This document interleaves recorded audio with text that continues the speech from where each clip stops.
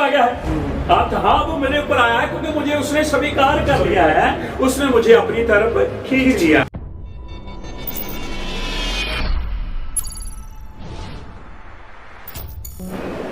एक बार फिर से शब्बत शलोम एवरीवन, सबको एक बार फिर से यीशु मसीह के नाम में शब्बत शलोम। शब्बत शलोम। और आप लोगों को बहुत सारी आशीषें और बरकतें मिले जो वचनों के साथ जो बिशप साहब हमें ब्लेस कर रहे हैं, हमें आशीषित कर रहे हैं। और जो पिछला सेशन जो मैं आपको बताना चाहता हूँ, जो पिछला सेशन गया है और वो पिछले सेशन में जो बातें हुई हैं, मैं चाहता हूँ उनको आप ध्यान से फिर से दोबारा सुने। और मैं ये दावा करता हूँ कि वो बातें कभी आपने ज़िंदगी में सुनी नहीं होंगी जो बिशप साहब ने हमें बताई हैं। नखाश एंड मशिया के बारे में, उनकी वैल्यू के बारे में 358, ठीक है। और अभी जो हमारा दूसरा सब्जेक्ट है और उसमें हम चलेंगे, और मैं विश्वास करता हूँ कि इसकी जो मिसअंडरस्टैंडिंग जो है उसको क्लियर करने के लिए हम बाइबल का ही सहारा लेंगे, पर उसमें से जो एक्सप्लेनेशन करेंगे जो बिशप आइजक मलिक, और मैं चाहता हूँ कि हम छोटी सी दुआ करें, फिर हम बिशप आइजक मलिक से हम वार्तालाप करेंगे। यहोवा, हम आपका धन्यवाद करते हैं, यीशु मसीह के नाम में आपके सम्मुख आते हैं। हम प्रार्थना करते हैं उन लोगों के लिए जो लोग सुन रहे हैं, उनकी सेवकाई को, उनके जीवन को आप संभालें और ब्लेस कीजिए, आशीषित कीजिए। आप अपने खादम को, उनकी फैमिली को भी ब्लेस करना, आशीषित करना। और जहाँ तक भी ये वीडियो जाए, जहाँ तक भी ये मीडिया के द्वारा ये जाए, वहाँ पर आपकी बेदारी हम देखना चाहते हैं और लोगों के जो है वो आंखें खुल जाएं और दिमाग जो है वो खुल जाए और वो आपके सच्चाई को जानना शुरू कर दें, क्योंकि आपका वचन कहता है कि सच्चाई को जानोगे तो सच्चाई आपको स्वतंत्र करेगी, और सच्चाई ट्रुथ प्रभु यीशु आप ही हैं। धन्यवाद देते, सारी महिमा आपको देते हुए यीशु है मसीह के नाम से हम ये प्रार्थना मांगते हैं, आमीन। धन्यवाद करते हैं एक बार फिर से। और बहुत सारे लोगों ने सुना है पिछली वीडियो में और उन्होंने लाइक भी किया है और कमेंट भी छोड़ा है, मैं उनका धन्यवाद देना चाहता हूँ। और मैं बड़ा अच्छा लगता है कि आप सुन रहे हैं, आप कुछ सीख रहे हैं। और हमारे बीच में फिर से बिशप आइजक मलिक, और मैं चाहता हूं कि अगला जो हमारा जो क्वेश्चन है वो है व्यवस्था और अनुग्रह के बारे में। व्यवस्था और अनुग्रह क्या है? मैं आपको बताना चाहता हूं कि मैं बहुत बड़े बड़े चर्चेस में गया हूं, बहुत बड़े पास्टर्स को मिला हूं, बहुत सारे पास्टर्स को मिला हूं, मैं इंडिया में भी और बाहर इंग्लैंड में, यूएसए में और भी कंट्रियों में मैं गया और मैं मिला हूँ बहुत सारे पास्टर्स में को। और मैंने वहाँ पर ज़्यादातर बात जो देखी है वो प्रॉस्पेरिटी के बारे में, ग्रेस अनुग्रह, उसको देखा है, जो कि लोगों को सुनना वही पसंद है। पर उनका जो हमेशा वार्तालाप हमारा होता है तो वो कहते हैं कि व्यवस्था से यहोवा ने, यीशु मसीह ने हमें आजाद कर दिया, क्योंकि यीशु मसीह के द्वारा हम ग्रेस में आ गए और ग्रेस के द्वारा हम बचाए गए। This is what I believe also. मैं भी विश्वास करता हूँ कि grace, by grace we are saved, क्योंकि हमारे ऊपर ग्रेस हुई, उसकी दया हुई तो हम बचाए गए हैं। तो क्या हम व्यवस्था को छोड़ दें? क्या हम जो लॉ जो दिया गया था, वो मूसा को दिया गया था, दिया तो यहोवा के द्वारा ही दिया गया था, क्या हम उसको छोड़ दें? या क्या उसका रोल क्या है? क्या उसको हमें अभी तक भी लेना चाहिए या हमें उसको लेकर जीना चाहिए? और इसके बारे में हम सुनेंगे बिशप आइजक मलिक से, और मैं चाहता हूँ इसको पूरी तरह से हमें क्लियर कीजिए बिशप साहब। तो एक बार फिर से हम एक दूसरे के साथ मुलाकात कर रहे हैं फेसबुक के द्वारा या यूट्यूब के द्वारा। हम सारी महिमा यहोवा के नाम को देते हैं। सवाल तो बहुत ज़बरदस्त है, क्योंकि खास करके ये कलीसियाओं के अंदर इस बात का हम प्रचार देख रहे हैं कि अब हम अनुग्रह के समय में हैं। अब हमें भविष्यता की, एक तो शब्द जो भविष्यता वो ठीक नहीं है, अगर हम लॉ कहें लॉ भी ठीक नहीं है, तो जो एक्चुअली रूढ़ है वो तोरा है। वो कहते हैं कि तोरा की ज़रूरत नहीं है। अब याद रखें, जब आप तोरा की पिक्चर को देख लेंगे तो मैं ये विश्वास करता हूँ आप तोरा को कभी भी रिजेक्ट नहीं करेंगे, क्योंकि तोरा ही हमें अनुग्रह देता है, तोरा ही हमें गॉस्पेल देता है। क्योंकि उसके अंदर जब हम शब्दों को, अक्षरों को स्टडी करेंगे तो बहुत सारी बातें जो छुपी हैं हमारे सामने आएगी। तो पहली बात, ब्रदर आपने दो बातें मेरे सामने रखी हैं, अनुग्रह और जो भविष्यता है, यानी कि जो लॉ है उसके बारे में हम सीखेंगे, जिसको इंग्लिश में बोलते हैं लॉ एंड ग्रेस। जी। तो बहुत सारे चर्चेस की ये भूल है कि जो ग्रेस है वो सिर्फ हमें नए नियम के अंदर ही है। जी नहीं, ऐसा नहीं है। ग्रेस हमें तलाक के अंदर भी जैसे पुराना नियम कहते हैं, ओल्ड टेस्टामेंट कहते हैं, तलाक ग्रेस तो वहीं से शुरू हो गया। क्योंकि जब हम उत्पत्ति की किताब 6 है, जेनेसिस 6 है, बराशीत जब हम अबाब को पढ़ते हैं तो वहां पर हमें तो ग्रेस के बारे में मिलता है। जब हम 6-8 वचन पढ़ते हैं तो लिखा है कि यहोवा ने नूह के ऊपर अनुग्रह किया। तो ये जरूर सबसे पहली बात तो आपको ये याद रखना है कि ये नवे नियम का ही हिस्सा नहीं है, ये तलाक के अंदर भी, क्योंकि ग्रेस यहोवा बदलता नहीं है। यहोवा कोई नई बात नहीं लेकर आ गया। जो कुछ हुआ है वही होगा, जो हो चुका है उसी को रिपीट किया जाएगा, जैसे हम क्वेश्चन में पढ़ते हैं। तो पहले हम ग्रेस को टच करें। ठीक है, ग्रेस को पहले तो ग्रेस के बारे में जाने हम ग्रेस क्या। याद रखें, ग्रेस जो है वो 3 शब्द हैं। ये जो जहां से ये निकला ना, मैं वहां आपको लेकर जाऊंगा। पर आप लोग जानते हैं कि जो पुराना नियम जिसे आप कहते हैं तलाक जो है वो इब्रानी भाषा में लिखी गई है। तो अगर वो ग्रेस वहां आया है, मैं अपनी भाषा में उसे क्या कहूंगा, अनुग्रह कहूंगा, जहां उसे इंग्लिश में ग्रेस करूंगा। ना तो वो इंग्लिश में, ना तो वो हिंदी में, वो मेरी और आपकी भाषा, लेकिन यहोवा की भाषा जो इब्रानी भाषा है, इब्रानी भी जो इब्रानी बोल रहे हैं या हिब्रू बोल रहे हैं, ये भी भाषाओं में से आया है, लेकिन एक्चुअली जो है वो है अब्रित। जहां अब्रित कह सकते हैं, जहां एबर कह सकते हैं, जहां इब्री कह सकते हैं। तो उसमें भी बहुत सारी बातें, बहुत सारी बात मैंने बहुत सारे ऐसे प्रोग्राम्स में उनके बारे में मैं बोल चुका हूं। यदि आपको वो मिलता है तो आप सुन सकते हैं। तो भाई अमित, पहली बात, इब्रानी के अंदर, अब्रित के अंदर अनुग्रह को, ग्रेस को खीन बोलते हैं। खीन की जो मीनिंग है, सबसे पहली बात है आकर्षण, अपनी तरफ खींचना, और फिर दूसरा है स्वीकार करना। पहली बात तो मुझे लगता नहीं है कि चर्च को डेफिनेशन भी बता दो तो कहते हैं कि अनुग्रह हो गया। वे अनुग्रह का क्या, अनुग्रह तो शब्द है ना, और उस शब्द का मीनिंग क्या है जो आप समझ सके या मैं समझ सकूं, वो है आकर्षण, अपनी तरफ खींचना और फिर खींच कर स्वीकार करना, जिसे हम अनुग्रह कहते हैं। बिशप साहब, जब हम कलीसियाओं में बात करते हैं तो जब किसी के पास गाड़ी आ जाए या बंगला आ जाए या कोई पैसा आ जाए या कुछ ऐसी चीजें, तो उसको एक अनुग्रह को एक्सप्लेन करते हैं कि यार उसके ऊपर अनुग्रह है, उसका ऊपर ग्रेस है। तो वो भी ठीक है, पर क्या वो एक्चुअली में वो ग्रेस है या कुछ और ही? नहीं, ग्रेस इसलिए नहीं की कि यहोवा मुझे अच्छा घर दे, क्योंकि उसको तो पता है मैं तो परदेसी और मुसाफिर हूँ, वो तो मेरी अपनी अभिलाषाएं हैं। मैं कहता हूँ कि यहोवा मुझे, मेरे पास मुझे यहोवा ने गाड़ी दी है, यहोवा, जी नहीं, ये अनुग्रह इसलिए नहीं है। अनुग्रह तो ये इसलिए है कि मुझे और आपको संसार से अलग किया गया है। मुझे और आपको जो नकारे हुए थे वो स्वीकार किया गया है। मुझे और आपको अपनी तरफ खींचा गया है। एक्चुअली ग्रेस, अनुग्रह की जो डेफिनेशन है हिब्रू भाषा में, खीन में, वो हमें ये बताती है। और एक खीन जो अक्षर है, जो शब्द है, वो खनान से आया है। किससे आया है? खनान से आया है। और जो खनान जो है वो खना से आया है। देखो मीनिंग सारे चेंज हो गए। हम सिर्फ एक ग्रेस को लेकर बैठे हुए हैं। मैंने आपको बताया, हम आपको रूट्स में लेकर जाएंगे। खीन कहां से आया? खनान से। खनान कहां से आया? खना से। अब अक्षर भी बदलते जाते हैं, ठीक।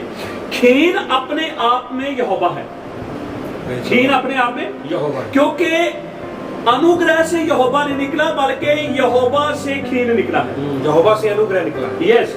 तो खीन जो है, एक बार फिर से हम वैल्यू के अंदर आ रहे हैं, कमाट्रिया में। अब याद रखिए, खीन के अंदर 2 अक्षर हैं। कौन कौन से 2 अक्षर हैं? एक है खैत और नून है। फिर से मैं रिपीट कर रहा हूं, खीन के अंदर 2 अक्षर हैं, खैत और नून, जिसे आप ग्रेस कहते हैं, मैं अनुग्रह कहता हूं। एक्चुअली यहोवा उसे खीन कहता है, जो नून के साथ जोड़ा गया। ठीक। अब खैत की जो वैल्यू है वो 8 है और नून की वैल्यू 50 है। याद रखें, इब्रानी भाषा के अंदर 0 की वैल्यू नहीं होती। अब अगर हम 0 को 50 को बीच में, अब जब हम इकट्ठे करते हैं 58 और 8 करते हैं, अगर 50 को हटाते हैं तो 5 रह जाता है, 5 रह जाता और पीछे 8 रह जाता है। दोनों को प्लस करें कितने होगा? 58। फिर ना 8 और 5 को जब प्लस करेंगे 8 और 5 को प्लस करेंगे तो 13 होगा। ठीक है, ये हमने स्टैंडर्ड वैल्यू के लिया।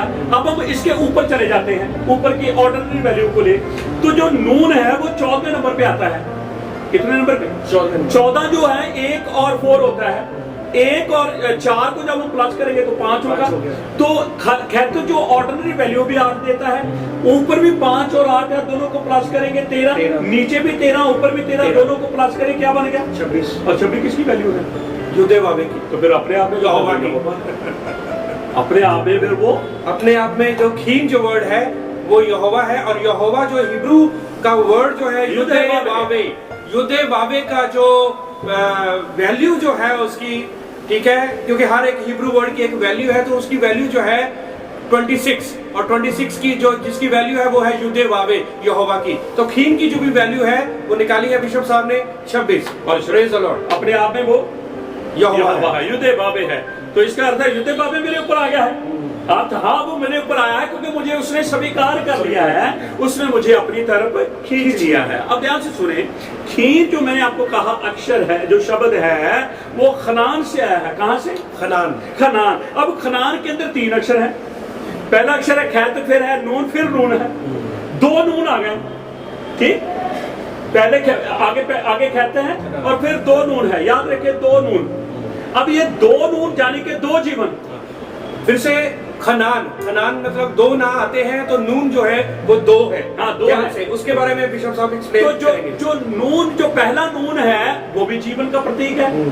दूसरा जो है वो भी जीवन का प्रतीक है। एक जीवन देने वाला ही जीवन दे सकता है। Praise the Lord, hallelujah. एक जीवन देने वाला वही जीवन दे सकता है। तभी तो तभी तो 2 नून को रखा है। तभी यीशु मसीह ने कहा मैं आया हूँ जीवन देने के लिए, अपना जीवन देने के लिए। यीशु मसीह ने मुझे अपना जीवन दिया क्योंकि मेरे पास जीवन नहीं था। बागे एदन के अंदर मैंने अपना जीवन खो दिया था। यीशु मसीह के द्वारा खनान मैंने अपने जीवन को फिर से पा दिया है। ठीक है, अब मैं खनान के भी 2 मीनिंग आपको बता रहा हूं। सबसे पहली बात एहसान, तो मुझे जीवन देता तो फिर उसका एहसान मेरे ऊपर आ गया।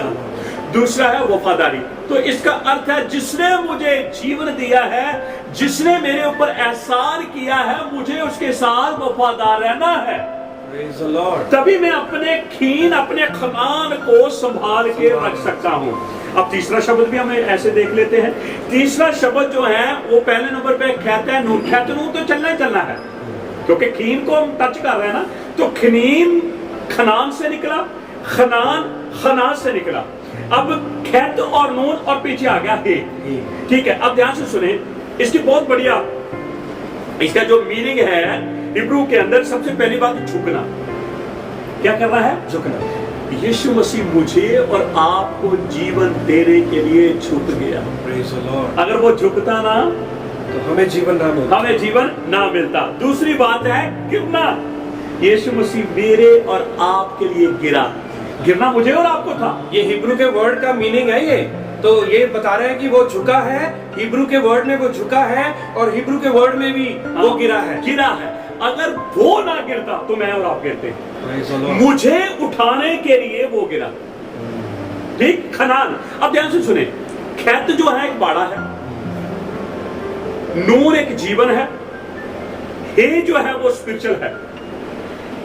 खनान पाया हुआ व्यक्ति एक बाड़े के अंदर रहता है और स्पिरिचुअल जीवन जीता है। Praise the Lord. ये खीर की डेफिनेशन है। खीर को आप समझ नहीं पा रहे हैं क्योंकि खीर उस अनुग्रह, उस ग्रेस को, ग्रेस ग्रेस ग्रेस ग्रेस के अंदर मैंने तो आपको बताया है, हिब्रू में से खीर कहते हैं। खीर खनान से आया, खना से आया। अब कितने अलग अलग शब्द हमें मिलते हैं। बिशप साहब, मैं आज प्रकाशित वाक्य उसका जो पढ़ रहा था, मैं उसके एक अध्याय को मैं पढ़ रहा था, तो उसमें लिखा था वो कलीसियाओं के बारे में। तो यूहन्ना ने उसने एक्सप्लेन किया कि जो उसको नकारेंगे, ठीक है, जो उसकी वाचा को नकारेंगे या वचन को नकारेंगे, उनका नाम जो है वो जीवन की पुस्तक में से हटा दिया जाएगा। बिल्कुल। इसका मतलब, पर मैंने कई बार सुना जहाँ तक लोगों के साथ बात करी या पास्टरों से सुना या कैसे भी, उन्होंने कहा कि ग्रेस हो गया, अनुग्रह हो गया, हमारे पिछले पाप भी मिटाए गए, हमारे जो प्रेजेंट के पाप कर रहे हैं वो भी खत्म, और जो आने वाले जो पाप है कोई बात नहीं, हम पाप करते रहे तो कोई फर्क नहीं पड़ता क्योंकि हमारे ऊपर ग्रेस तो हो ही गया है। पर वहां पर मैंने आज पढ़ा है कि उस कलीसिया के, जिस कलीसिया के बारे में वो लिख रहे हैं कि तुम्हारा जो नाम जो है वो जीवन की पुस्तक में से हट सकता है क्योंकि तूने यहोवा की आज्ञाओं को छोड़ दिया। अब आज्ञा जो है, अब हम आ रहे हैं लॉ के पास, ठीक है, लॉ के पास आ रहे हैं। मैंने आपको कीन के बारे में बताया, अनुग्रह के बारे में बताया। जी हाँ, याद रखें, हम पहले स्वीकार नहीं हुए थे, यीशु मसीह ने हमें स्वीकार कर लिया। हम दूर थे, यीशु मसीह ने हमें खींच लिया। हमारे पास जीवन नहीं था, उसने हमें जीवन दे दिया। हमें एक बाड़े में उसने रख दिया और हम एक आत्मिक जीवन जी रहे हैं। अब हम तोरा के पास आए, जिसे लॉ कहते हैं, जब व्यवस्था कहते हैं। सुने, अगला वर्ड जो है वो तोरा। लॉ जो है, लॉ इंग्लिश में है, व्यवस्था जो है वो हिंदी में है, शरीयत जो है वो उर्दू में है, और हिब्रू में जो है वो तोरा है। ना वो व्यवस्था है, ना वो लॉ है, ना वो शरीयत है, वो तोरा। मैं तोरा इसलिए कह रहा हूं, लॉ के अंदर आप यीशु को नहीं दिखा सकते, शरीयत के अंदर आप यीशु को नहीं दिखा सकते, व्यवस्था के अंदर आप यीशु को नहीं दिखा सकते, लेकिन मैं तोरा के अंदर आपको यीशु को दिखाऊंगा। जैसे मैंने खीर के अंदर युद्ध बाबी को दिखाया, ऐसे ही तोरा के अंदर भी यीशु है। मतलब बिशप साहब ये है कि यदि वो लॉ LAW लॉ है तो उसको, उसमें हम यीशु मसीह को यदि उसकी वैल्यू निकालें, या L को इधर करें या W को इधर करें, A को जो भी करें, उसमें ये जीसस जो है यीशु नहीं निकलेंगे आएंगे। व्यवस्था को भी आप हिंदी में इधर उधर करेंगे वर्डों को, उसमें यीशु मसीह आपको नहीं निकलेगा। ठीक है, चाहे शरीयत लगा लो, शरीयत में भी नहीं निकलेगा। बट बिशप साहब कह रहे हैं कि तोरा में वो यहोवा को दिखाएंगे, तोरा में वो यीशु मसीह को दिखाएंगे। हाँ, अब मैं जब तोरा की बात करता हूँ तो तोरा एक शब्द है, तोरा एक शब्द है। हाँ, तोरा एक शब्द है, और तोरा 4 अक्षर से बनता है। कितने अक्षर से? 4 अक्षर से। ध्यान से सुनना है, तोरा जो शब्द है 4 अक्षर से बनता है। सबसे पहले ताब आता है, फिर वाव आता है, फिर रैश आता है, फिर हे आता है। फिर से मैं रिपीट कर रहा हूँ, इब्रानी भाषा के मैं अक्षर बोल रहा हूँ, अपने आप में ब्लेसिंग हो गए, आप ब्लेसड हो गए, जिसे मैं हिब्रू में कहूँगा बारूक हो जाएंगे आप। आपके जीवन में इन अक्षरों की आशीष आएगी। बेशक आपको समझ नहीं आती, आप सुने। मैं कहता हूँ सुनने से ही आप इन अक्षरों की, इन शब्दों की आशीष पाएंगे। मैं तोरा की बात कर रहा हूँ। तोरा 4 अक्षरों से बनता है, ताब से, वाव से, रैश से, हे से। तो चारों अक्षरों को हम जोड़ते हैं तो बनता है तोरा। जैसे हमने कहा, इसका एक गमेट्रिया है, ऐसे ही हर अक्षर की एक पिक्चर है, हर अक्षर की एक पिक्चर है। अब हमने ऐसे पढ़ा है, ताब, वाव, रैश, हे। अब हम नीचे से जाएंगे, जैसे हम ऊपर से आए, अब हम नीचे जाएंगे, हे, रैश, वाव, ताब। ठीक, अच्छा।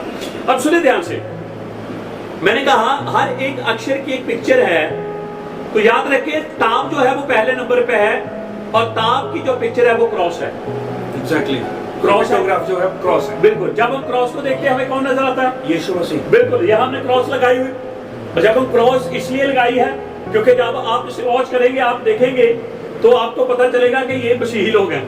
एग्जैक्टली, बिल्कुल। तो उन दिनों के अंदर जो ताब होता था वो ये क्रॉस, जो इसकी ये पिक्चर होती थी। अब दूसरे नंबर पे है वाव। वाव जो है वो कील है। अब क्रॉस और कील का मेल है। वाव की जो तस्वीर है ना, वो पिक्टोग्राफ जो है वो कील है, जो हम कील लगाते हैं, जोड़ते हैं, ठीक है ना, वो कील के बारे में। तो कील और क्रॉस का कोई मैच है, मैचिंग है? बिल्कुल, कील और क्रॉस का मैचिंग है, क्योंकि यीशु मसीह के कील हाथों पर, पांव पर लगाए गए। बिल्कुल, जैसे ही हम कील और क्रॉस की बात करेंगे, हमें यीशु मसीह की मौत नजर आ जाएगी क्रूस के ऊपर। ठीक है, ताब की तस्वीर है क्रॉस, वाव की है कील, आगे है रैश। रैश है हेड। आपको पता है कलीसिया का हेड कौन है? यीशु मसीह। और जहां बॉडी होगी वहां हेड भी होगा, और जहां हेड होगा वहां पर बॉडी भी। अगर बॉडी यहाँ है, हेड भी यहाँ है। अगर हेड स्वर्ग में है तो बॉडी भी स्वर्ग में है। तो हमारे पास तो दोनों सिटीजन है। ये तो हेड के ऊपर निर्भर करता है हेड कहाँ है। तो रैश जो है उसकी पिक्चर जो है वो है हेड, और हे जो है, हे की पिक्चर है देखना, बिहोल्ड, देखना, होल्ड। ठीक है, जिसे हम खिड़की भी कह सकते हैं। खिड़की से हम क्या करते हैं? देखते हैं, जब रोशनी आती है। ठीक, अब हमने इसका एक पिक्चर, एक पैराग्राफ बनाना है, जैसे ताप क्रॉस, वाव कील, रैश हेड, हे देखना। ठीक है, अब ध्यान से सुने, हम नीचे से ऊपर जा रहे हैं। हे देखो, हेड सिर को, वाव कील, क्रॉस, जो ताप जो है वो क्रॉस, वो हेड क्रॉस के ऊपर कीलों के द्वारा। तोरा मुझे और आपको यीशु मसीह को क्रूस के ऊपर दिखाता है। अब मुझे बताओ फिर तोरा कैसे खत्म हो गया? अगर तोरा खत्म हो गया तो फिर तो गॉस्पेल खत्म हो गया, फिर तो सुसमाचार ही खत्म हो गया।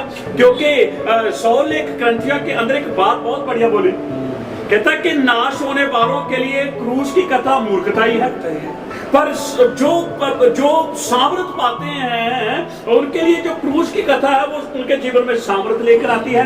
क्योंकि हमने हर जगह यीशु को देखा है, और तोरा के अंदर भी जैसे यीशु है, खीर के अंदर युद्धे बाबे हैं, और तोरा के अंदर यीशु मसीह है।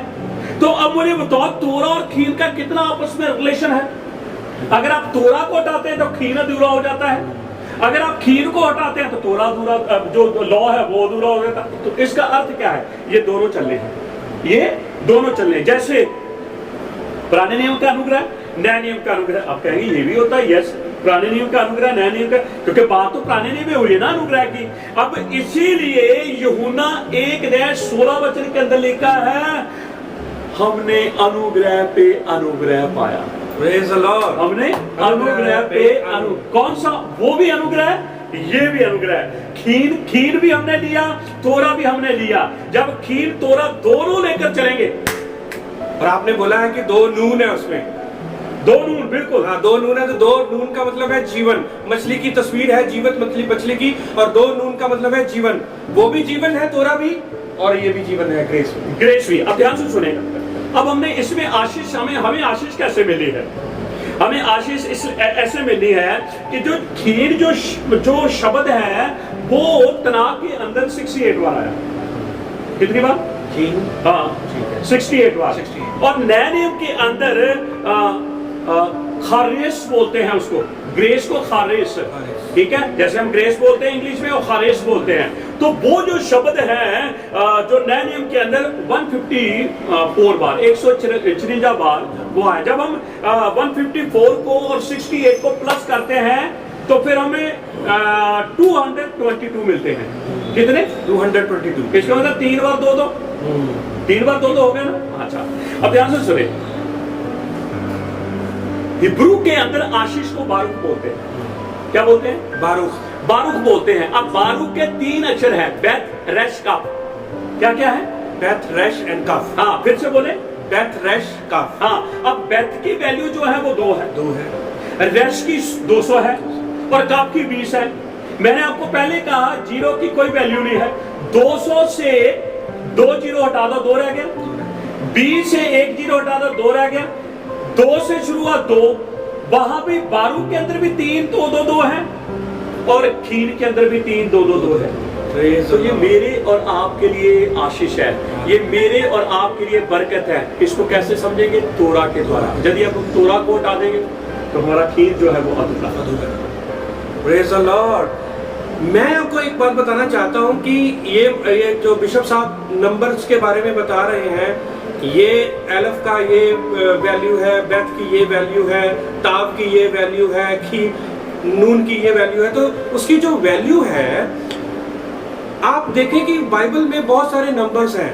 तो मैथमेटिक्स है, ग्रामेट्रिया है, ठीक है, ग्रामेट्रिया है। तो ग्रामेट्रिया जो है उसका जैसे जब यीशु मसीह ने उनको बोला कि जाल यहाँ पर डालो, यीशु मसीह जी उठ करके, ठीक है, 153, उसका भी एक मतलब है 5 रोटी 2 मछली, ठीक है, सबका एक मतलब है। तो कई बार ऐसे ही प्रचार कर देते हैं, पर उसका जो रियल जो मीनिंग जो है उसकी रूट्स में हम नहीं जाते। और ये है, यदि रूट्स में जाएंगे तो आपको हिब्रू टच जो है, हिब्रू में जाना ही पड़ेगा। If you want to understand the scripture, if you want to understand the Bible, ठीक है, तनाख को आप समझना चाहते हैं तो you have to go into the Hebrew. आपको हिब्रू में जाना पड़ेगा। और मैं बहुत ब्लेस हुआ हूँ जब से मैं सीख रहा हूँ, जब से मैं हिब्रू में मैं थोड़ा सा टच कर लेकर के मैं प्रचार कर रहा हूँ, मैं बहुत ब्लेस हुआ हूँ। और आज हमें लॉ के बारे में, तोरा में हमने, ठीक है, वो सर जो क्रूस के ऊपर कीलों के द्वारा। कीलों के में जड़ा हुआ है, कीलों के द्वारा। वहां पर यीशु मसीह, तोरा में बिशप साहब ने यीशु मसीह को दिखा दिया। ग्रेस में खीन जो है, हनान जो है, वो उसमें यूदे बाबे को दिखा दिया, यीशु मसीह को, यहोवा को दिखा दिया। तो क्या वंडरफुल, अद्भुत है, ठीक है ना। तो ये अद्भुत है। ये वाकई में मैं आपको बताना चाहता हूं, कलीसिया को ऐसे ही वचन जाना चाहिए जो कि उसकी रूट्स हो, ताकि कहीं पर ना भटके चमत्कारों के पीछे बार बार तेल लेकर, पानी लेकर और ये सामान लेकर जो है वो आते। पर सबसे पहले वचन ने आपको चंगा करना है। यदि ये आपके वचन अंदर है ना, तो आपको कोई कोरोना वायरस कुछ भी नहीं हो सकता, कुछ भी नहीं हो सकता, क्योंकि आप उसके दायरे के अंदर हैं, आप उस वचन में हैं, आप उसके खेत में हैं, आप उसके ग्रेस में हैं, खीन में हैं, आप उसकी तोरा के अंदर हैं, ठीक है। तो प्रभु आपको बहुत सारी आशीष और बरकत दे। आज बिशप साहब ने हमें बहुत अच्छा सिखाया और हम बिशप साहब का बहुत धन्यवाद करते हैं। और आने वाले समय में मैं चाहूंगा, यदि आप चाहते हैं कि बिशप साहब और हमें सिखाएं, आप YouTube पे भी जा सकते हैं। आप YouTube में रेमा फेथ मिनिस्ट्री करके, ठीक है, बिशप साहब की, वहां पर भी आप देख सकते हैं। न्यू क्रिएशन जो टास्क फॉर इंडिया, उसमें जो YouTube है, उसमें भी बहुत सारे मैसेजेस जो है बिशप साहब के मैसेजेस सुन सकते हैं। मेरे मैसेजेस हैं, उसको भी आप सुन सकते हैं। मैं चाहता हूं उसको आप सब्सक्राइब करें और बहुत सारी आशीष आप और बहुत सारी बरकत पाएंगे। और यहोवा आपको बहुत सारी आशीष और बरकत दे। आइए हम बिशप साहब के साथ मिलकर हम लास्ट प्रार्थना करेंगे। अपनी आंखों को बंद करेंगे। या बारूक अदनोई बा यश मेरे खां, या और अदनोई पानम इलेखा बा यकूलखा, या से अदनोई पानम इलेखा यसम लेखा शलोम। यहोवा आपको आशीष दे, यहोवा आपकी रक्षा करे, यहोवा अपने मुख का प्रकाश आपके ऊपर चमकाए, यहोवा अपना अनुग्रह आपके ऊपर करे, यहोवा अपना मुख आपकी ओर करे और आपको शांति दे। आमीन, आमीन। Shalom, shalom, praise the Lord.